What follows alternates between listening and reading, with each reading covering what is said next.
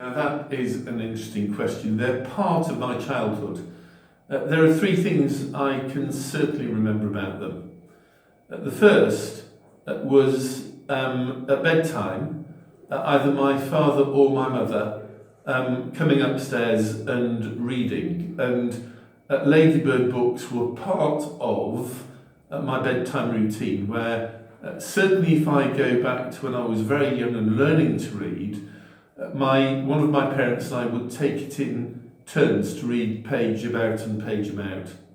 So that's number one. Number two is I remember the pictures as well. It wasn't just about the words, it was about the pictures. And very vivid images to accompany the words.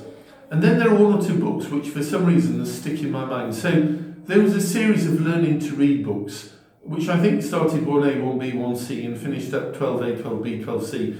And I'm almost sure those books were about two youngsters called Peter and Jane. They're what I called the Peter and Jane books.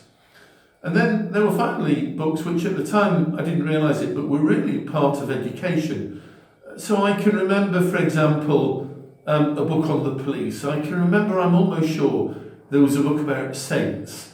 And then finally there were books which were stories. So my memory could be playing tricks, and it certainly wasn't the title of the book. I can remember a book about a young hen or a chicken called Chicken Licking.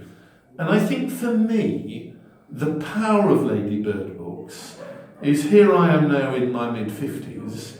I was reading these books over 50 years ago, and I can still remember the imagery, and I can still remember what they were about and the narrative and some of the stories. And, of course, without realising it at the time, they were helping me learn to read.